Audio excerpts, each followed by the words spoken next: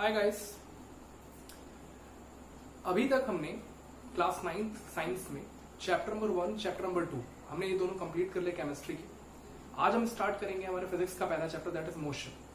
So before that वो दोनों chapter की लिंक जो डिस्क्रिप्शन सेक्शन में दी हुई है, जो भी नहीं पढ़ा अभी तक जाके पढ़ सकते हैं। और मेरे वीडियो को सब्सक्राइब करिए और बेल आइकन जरूर दबाइएगा, क्योंकि अब हम हमारे मैथ्स के सॉल्यूशंस को भी मैथ्स के वीडियोस में अपलोड करना शुरू करूंगा, तो आपको रेगुलर अपडेट्स मिलते रहे। सो our today's chapter is motion. Our today's chapter is motion. So this is very easy, very common topic.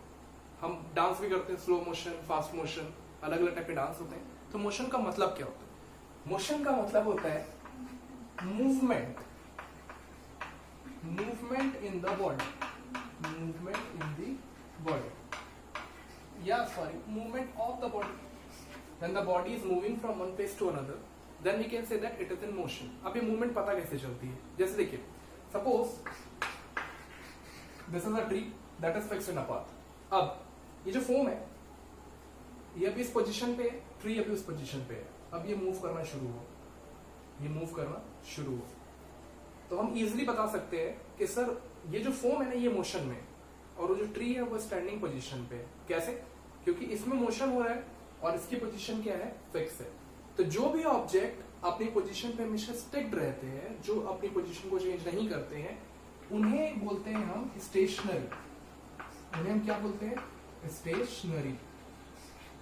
मतलब rest, the mode is rest, they are not changing their position, no movement, no movement.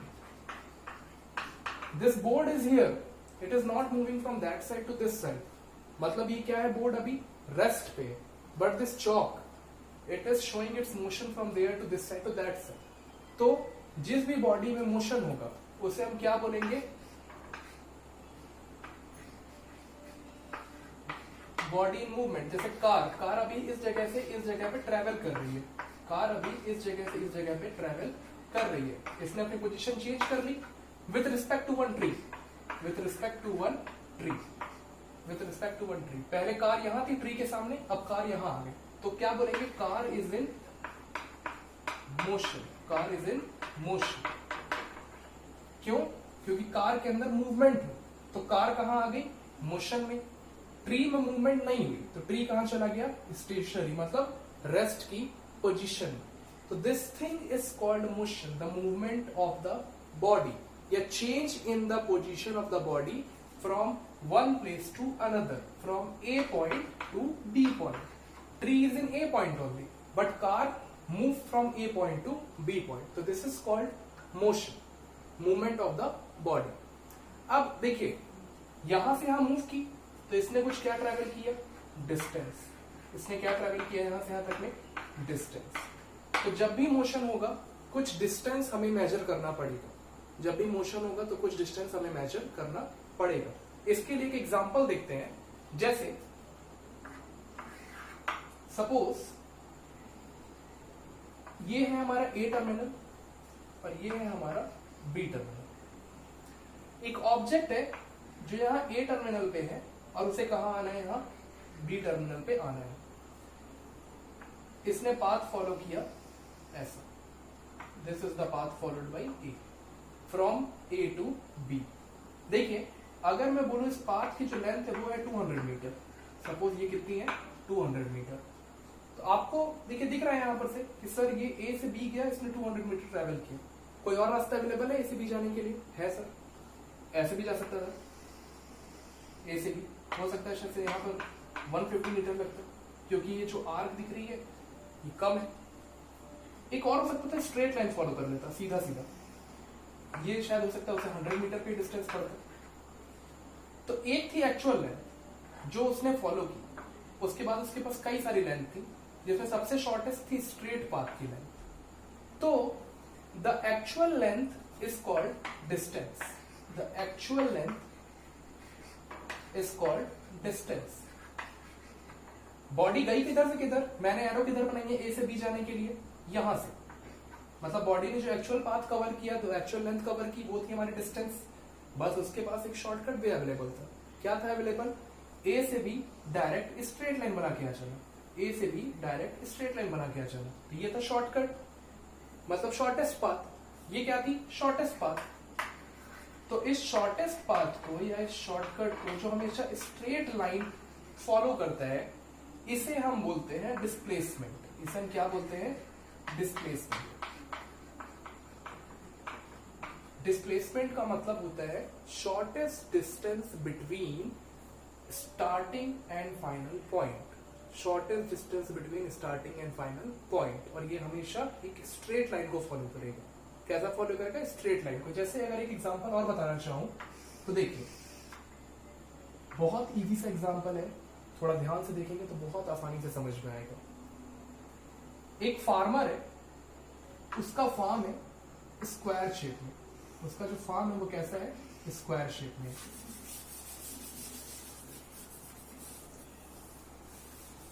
ये है farmer का farm जो square shape में है। इसकी हर जो boundary है वो है 10 मीटर की। इसकी हर जो बाउंड्री है वो है 10 मीटर की। So this is the farm of the farmer which is square in shape. So the boundary is of 10 meter. Let me give the name to the farm boundaries A, B, C and D. Now the question is like that, farmer को अपने farm का पूरा एक round complete करने में 40 seconds लगते हैं। 1 round is equal to 40 seconds. 1 round is equal to 40 seconds. मतलब ए से बी, बी से सी, सी से डी और डी से ए पूरा कवर करने में कितना टाइम लग रहा है? 40 सेकेंड्स। मतलब टोटल डिस्टेंस कितना कवर हो रहा है? टोटल डिस्टेंस कितना कवर हो रहा है? तो सर कवर हो रहा है ए से बी के लिए ए बी, प्लस बी से सी के लिए बी सी, प्लस सी से डी के लिए सी डी, प्लस डी से ए के लिए डी ए। इतना डिस्टेंस इसने कवर किया। मतलब 10 प्लस 10 प्लस 10 प्लस 10, इतना डिस्टेंस इसने कवर किया। मतलब हो गया 40 मीटर। सर 40 मीटर कवर करने में 40 सेकेंड्स लग रहे हैं। मतलब for 1 metre 1 second, for 1 metre 1 second. एक यूजर एक्सप्लेनेशन तो यही हुआ कि 1 मीटर ट्रेवल करने में कितना टाइम लग रहा है? 1 सेकेंड। अब अगर मैं क्वेश्चन ऐसे अराइज करूं कि फार्मर ने 3.5 राउंड कवर किया। कितना कवर किया? 3.5 राउंड। मतलब 3 राउंड कवर किया, फिर हाफ राउंड और उसने कवर कर लिया। 3 राउंड कवर किया मतलब 1 राउंड वापस ए पे आ गया, 2 राउंड वापस ए पे आ गया, 3 राउंड वापस ए पे आ गया। मतलब अगर 1 राउंड का 40 मीटर है तो 3 राउंड का कितना हो जाएगा? 3 × 40 प्लस वो हाफ राउंड और कंप्लीट कर रहा है। मतलब यहां से यहां से यहां। देखो अगर 4 राउंड 4 बार में है तो हाफ राउंड कहां हो जाएगा? यहां से यहां और यहां से यहां तक आ गया उसने हाफ राउंड में। तो कितना हो गया? हाफ राउंड के लिए 20 मीटर और मतलब हो गया उसने 140 मीटर एक्चुअल लेंथ कवर कर ली। उसने 140 मीटर की एक्चुअल लेंथ कवर कर ली। ये मेरी जो एक्चुअल लेंथ है, एक्चुअल लेंथ ये थी इसकी 140 मीटर। मतलब टोटल डिस्टेंस इसने कितना कवर कर लिया? 140 मीटर।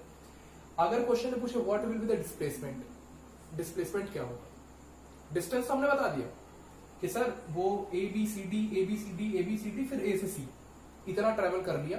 उसने 140 मीटर का टाइम मतलब डिस्टेंस ट्रेवल किया और टाइम भी उसको 140 सेकंड का ही लगा। लेकिन अगर मैं पूछूं कि what will be the displacement, अगर मेरा क्वेश्चन अब आ जाए कि अब उसका डिस्प्लेसमेंट क्या हो जाएगा, उसका डिस्प्लेसमेंट क्या हो जाएगा? तो देखिए डिस्प्लेसमेंट मतलब होता है the shortest distance between starting position and it's final position. जहां पर वो है तो वो यहां से शुरू किया और वो कहां पर है? सी पॉइंट पर है। मतलब ए से सी के बीच का final shortest distance. Square field है तो बाउंड्री क्या हो जाएगी? 90 डिग्री की। तो displacement is shortest path. Displacement is shortest path between starting position and it's final position. Displacement की बात कर रहे हैं अपन यहाँ पर। डिस्टेंस तो देखो पूरा ट्रेवल करना पड़ेगा क्योंकि वो एक्चुअल लेंथ है, लेकिन डिस्प्लेसमेंट क्या हो जाएगा? Shortest path. अब शॉर्टेस्ट पाथ मतलब कि उसकी स्टार्टिंग पोजीशन उसकी फाइनल पोजीशन में कितना डिस्टेंस है। तो ये स्ट्रेट लाइन है। तो देखिए अभी कैसा दिख रहा है ट्राइंगल? कैसा ट्राइंगल दिख रहा है? देखिए राइट एंगल ट्राइंगल दिख रहा है जिसमें ये जो डिस्टेंस ये मेरी क्या हाइपोटेनस, ये क्या हो जाएगी? परपेंडिकुलर और ये क्या हो जाएगा बेस। तो अब मैं डिस्प्लेसमेंट कैसे निकालूंगा? Since we know hypotenuse square is equal to perpendicular square plus base square, so hypotenuse will be under root of 10 square plus 10 square, so it will be under root of 100 plus 100, so it will become under root of 200. I can take 10 common and under root 2 meter. This is the displacement. मतलब अगर उसके final position, उसके initial position की दूरी की बात की जाए तो बस उसकी दूरी कितनी है 10√2। लेकिन अगर एक्चुअल लेंथ की बात की जाए, जो डिस्टेंस उसने कवर किया, तो वो कितना था 140 मीटर, 3.5 राउंड। तो अब डिस्प्लेसमेंट क्या है आपको समझ में आया? That is the shortest distance between initial position and final position. Shortest distance between initial position and final position. और ये हमेशा स्ट्रेट लाइन रहेगी। क्या रहेगी? डिस्प्लेसमेंट हमेशा स्ट्रेट लाइन। जो डिस्टेंस है आपका वो एक्चुअल है जो ट्रैवल करते हैं। अब एक एग्जांपल और देख लेते हैं, उससे बहुत अच्छे से समझ में आ जाएगा। जैसे कि हम कैसे एक्सप्लेन करने की कोशिश करेंगे कि डिस्टेंस और डिस्प्लेसमेंट के बीच में क्या क्या और डिफरेंसेस हो सकते हैं। जैसे देखिए, ये है मेरा एक ए पॉइंट, ये है मेरा बी पॉइंट और ये है मेरा सी पॉइंट। ये जो टोटल डिस्टेंस है ये है 100 metre. This total distance is of 100 metre. जो बी और सी है इसके बीच का डिस्टेंस है 20 मीटर। इसके बीच का डिस्टेंस क्या है 20 मीटर। अब मैं बात करना चाहूं अगर किस चीज की, कि मेरा टोटल डिस्टेंस कितना है जब बॉडी कहां ट्रेवल कर रही है, ए से सी और सी से फिर बी। मतलब ऑब्जेक्ट को कहां जाना है, ए टू बी जाना है, लेकिन कैसे जाना है, वाया सी। कैसे जाना है, वाया सी। तो पहले क्या देखना पड़ेगा, A C plus B C, 100 plus 20 that is 120 metre. That is 120 metre. मतलब this is the actual distance, this is distance, the actual path या actual length covered, the actual length covered. अब अगर मैं इस टर्मिनल को पूरा खत्म कर लू, ये पूरा हो गया। अब बॉडी मेरी फाइनली कहां आ गई है, बी पे। पहले कहां थी, ए पे। अब अगर मैं डिस्प्लेसमेंट की बात करूं, what I am talking about displacement now. Displacement का मतलब ही होता है कि shortest distance between initial and final position. Shortest distance between initial and final position. तो क्या हो जाएगा शॉर्टेस्ट डिस्टेंस, टोटल कितना है 100। अब मुझे किसका निकालना है, ए बी का निकालना है। तो मैं कैसे लिख सकता हूं कि A B is equal to हो जाएगा A C minus B C. A B is equal to हो जाएगा A C minus B C. A C is 100 minus B C is 20, so 80 metre. So 80 metre. ये हो गई बात एक। So displacement is shortest distance between initial and final position. Distance is actual length covered. जो पूरी length उसने cover की, पहले गया A से C, C से B, उसे फाइनल इनिशियल पोजीशन से कोई मतलब नहीं है। अगर इसी सिनेरियो को कैसा कर दें, बदल देते हैं थोड़ा सा। अब कंडीशन क्या कर देते हैं कि बॉडी गई A से C और वापस आ गई A। मतलब अब क्या हो जा रही है कंडीशन आपकी कि बॉडी A से A ट्रेवल कर रही है। बॉडी क्या ट्रेवल कर रही है, A टू A कंप्लीटली। तो देखिए ए टू ए के लिए डिस्टेंस क्या हो जाएगा, कितना डिस्टेंस ट्रेवल कर रही है बॉडी ए टू ए।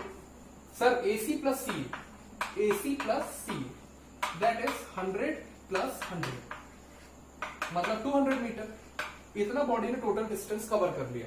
क्योंकि हम तो ऐसे ही बताते हैं, सर ये मेरा घर है, ये मेरा स्कूल है, मैं आया स्कूल से घर, घर से स्कूल, स्कूल से फिर वापस घर गया, मैंने इतना डिस्टेंस टोटल ट्रेवल कर लिया। लेकिन अब बात करें डिस्प्लेसमेंट की, तो डिस्प्लेसमेंट मतलब क्या हो जाएगा, shortest distance between initial and final position. Shortest distance between initial and final position, this is shortest, means A to A. अब शॉर्टेस्ट कितना हो जाएगा A to A, 100 minus 100 that is 0 metre. Because body जहां से start की वो उसकी initial position थी। हमारे क्वेश्चन के हिसाब से बॉडी एंड भी कहां कर रही है, अपनी इनिशियल पोजीशन। तो initial and final are same. तो जब इनिशियल और फाइनल सेम हो जाएंगे तो डिस्प्लेसमेंट क्या हो जाएगा, पूरा का पूरा 0। तो हमें यहां से कुछ चीजें बहुत अच्छे से क्लियर हो रही हैं। वो क्या है कि डिस्टेंस जो होगा ये हमेशा रहेगा पॉजिटिव। ये कभी नेगेटिव नहीं होगा। जो हम जनरली करते हैं कि सर मैं यहां से इतना ट्रेवल किया, फिर इतना आया, बहुत थक गया, मतलब मैंने कुछ डिस्टेंस ट्रेवल कर लिया। लेकिन जब बात आती है डिस्प्लेसमेंट की, तो डिस्प्लेसमेंट क्या करता है, हमेशा एक डायरेक्शन पे डिपेंडेंट होता है कि इस डायरेक्शन से गया, इस डायरेक्शन में मुड़ा, फाइनल डिस्टेंस कितना है, मतलब फाइनल जो शॉर्टेस्ट लेंथ है वो कितनी है। तो ये जो होता है ये डायरेक्शन पे डिपेंडेंट होता है, depending on direction, depending on direction, depending on direction. तो जो भी क्वांटिटी डायरेक्शन पे डिपेंड करेगी, मैग्नीट्यूड तो दोनों के पास है, देखिए इसका भी यूनिट मीटर में है, इसकी भी यूनिट मीटर में है, मतलब मैग्नीट्यूड है, means it has some numerical value, इसके पास कुछ न्यूमेरिकल वैल्यू। तो मैग्नीट्यूड का मतलब होगा न्यूमेरिकल वैल्यू,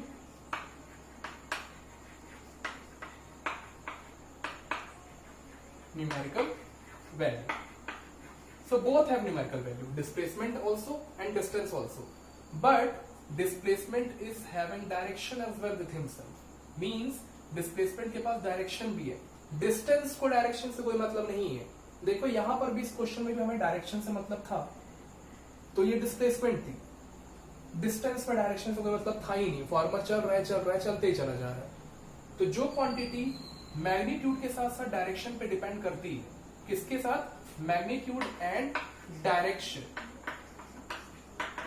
उसे बोलते हैं वेक्टर क्वांटिटी। उसे क्या बोलते हैं, vector quantity. Vector quantity are such type of quantities which have both magnitude means some numerical value and direction as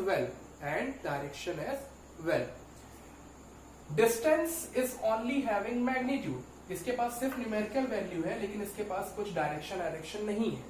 तो ये हो जाएगा हमारा डिस्टेंस स्केलर। क्या हो जाएगा, scalar. That depends on direction, that does not depends on direction, that is only depending on magnitude. किसके ऊपर डिपेंड करेगा, मैग्नीट्यूड के ऊपर। तो यहां पर अगर मैं स्केलर और वेक्टर का एक डिफरेंस क्रिएट करना चाहूं तो मैं कैसे बता सकता हूं, यहां पर से ओनली मैग्नीट्यूड क्या होगा, सिर्फ इसके पास मैग्नीट्यूड होगा, और वेक्टर के पास क्या क्या हो जाएगा, मैग्नीट्यूड तो रहेगा ही एंड डायरेक्शन एज वेल, ऐसी क्वांटिटी जो डायरेक्शन पे डिपेंड करेंगी उन्हें हम बोलेंगे vector quantity with magnitude. But those quantities which depend on magnitude only, it does not have any relation with direction, उसे हम बोलेंगे स्केलर क्वांटिटी। तो इसका एग्जांपल हो जाएगा डिस्टेंस,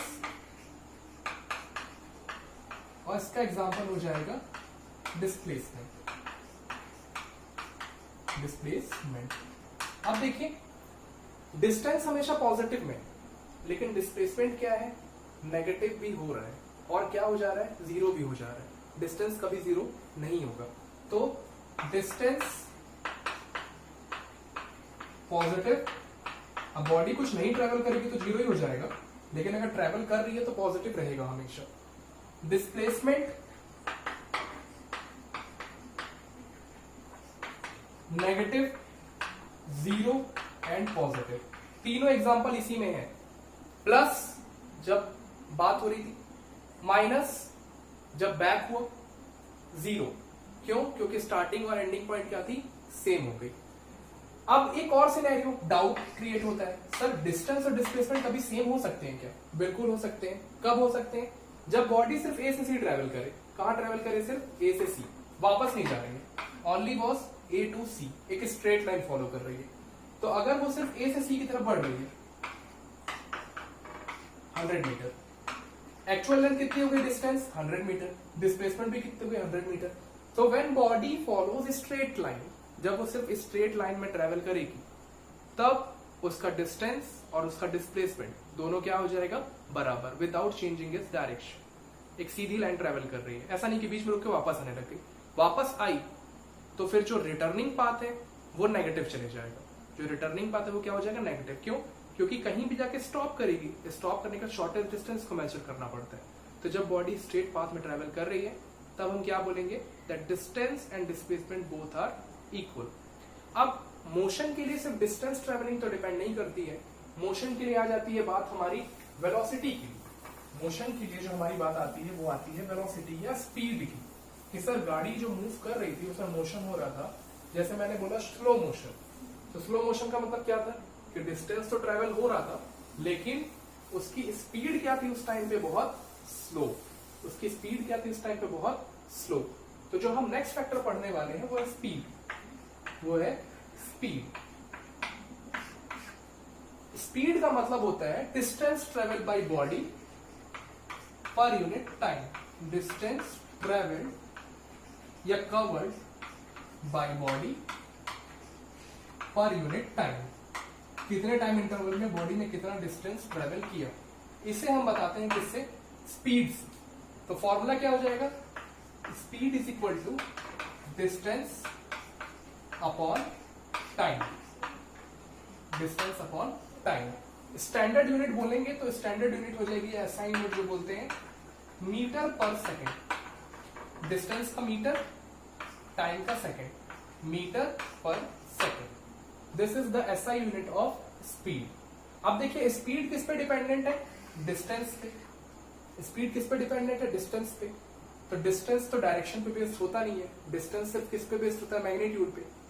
तो speed is a scalar quantity, it is scalar quantity that is only having magnitude, that is only having magnitude. कितने metre पर सेकंड की स्पीड से गाड़ी ट्रैवल कर रही है, किधर जा रही है इससे मतलब नहीं है, कौन से डायरेक्शन में, बस ट्रैवल कर रही है।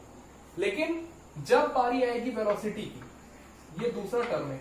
हम जनरली वेलोसिटी पे ही मूव करते हैं हमेशा, लेकिन जनरल लैंग्वेज में हम उसे बोल देते हैं स्पीड, कि मेरी स्पीड इतनी थी। अब मैं मूव करना शुरू किया तो थोड़ी ना सीधे डायरेक्शन में चलते रहूंगा, मैं अपने डायरेक्शन को चेंज करूंगा। जैसे मैंने डायरेक्शन चेंज की, मैं डायरेक्शन डिपेंडेंट हो गया। डायरेक्शन डिपेंडेंट हुआ मतलब मैं कहां चला गया, वेलोसिटी में, क्योंकि स्पीड में तो डायरेक्शन का कोई फर्क है ही नहीं, कोई टर्म है ही नहीं। तो वेलोसिटी मतलब क्या हो जाएगा, स्पीड विथ डायरेक्शन।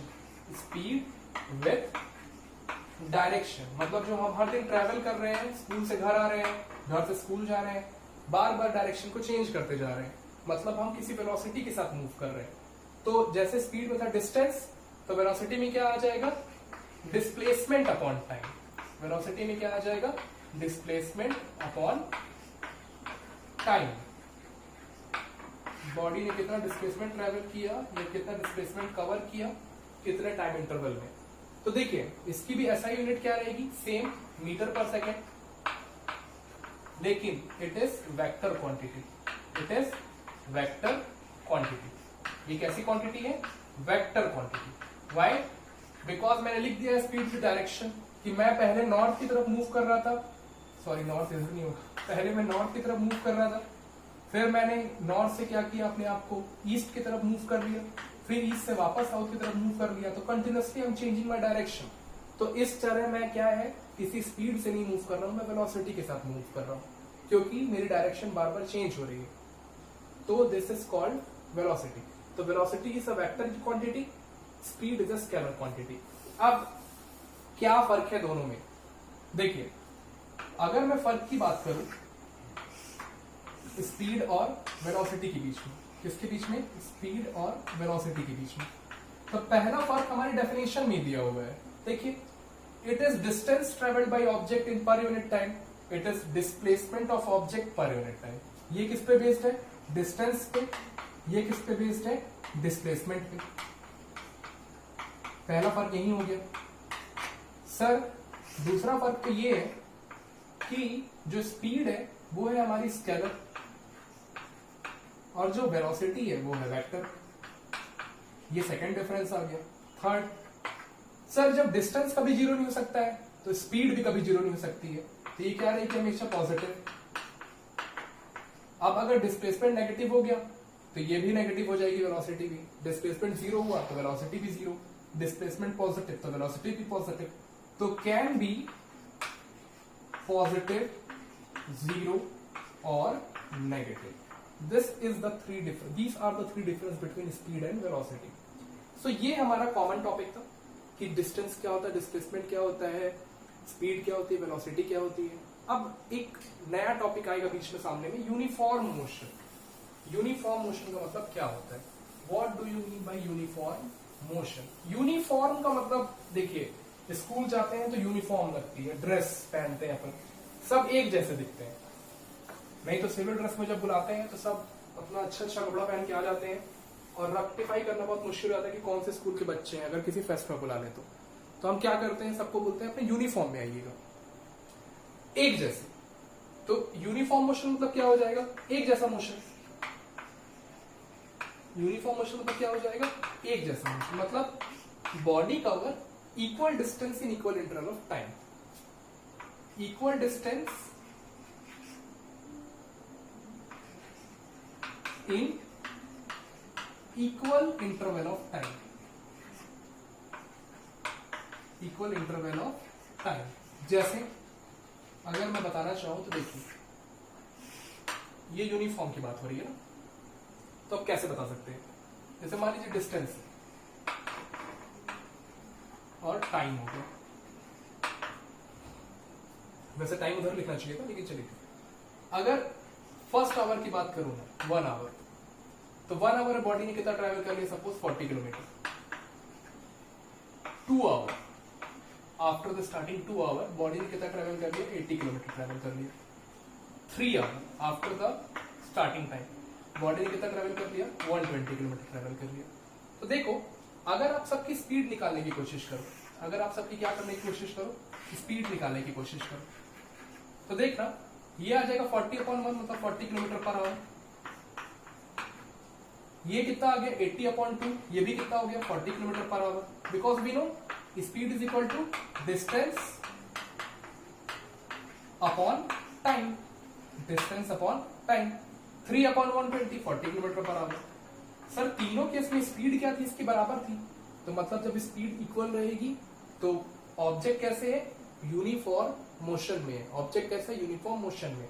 तो यूनिफॉर्म मोशन का आप जब भी ग्राफ प्लॉट करेंगे तो आपकी डिस्टेंस रहेगी इस side, that is Y axis, आपका टाइम रहेगा ऑन एक्स एक्सिस, और जब आप प्लॉट करना शुरू करेंगे तो देखिए 10 what it is 40 80 120 suppose, this 1 2 3 1 2 3 in hours, in kilometer 40 80 120, this is the plotting, this is the plotting, this is the plotting। देखो स्ट्रेट लाइन पे आ गया, तो मतलब प्लॉट करेंगे तो पहले पॉइंट प्लॉट करेंगे और देखेंगे स्ट्रेट लाइन आ रहा है कि नहीं आ रहा है। जब भी डिस्टेंस टाइम ग्राफ का distance time graph straight line show करेगा, कैसी लाइन शो करेगा, स्ट्रेट लाइन। तो this straight line is showing uniform motion, और ये जो लाइन है आपकी बता रही है स्पीड, क्या बता रही है आपकी, स्पीड। तो दिस इज स्ट्रेट लाइन, मतलब ये कैसा है, यूनिफॉर्म मोशन। ये कैसा मोशन है, यूनिफॉर्म मोशन। अब नॉन यूनिफॉर्म मोशन की बात करें तो सिंपल है, 1 आवर 40 किलोमीटर, 2 आवर 80 किलोमीटर नहीं जाकर के 70 हो जाए। 3rd आवर जैसे देखो, अभी नॉन यूनिफॉर्म की बात करूं तो 1 आवर 40, 2 आवर में 70, 3 आवर में 120।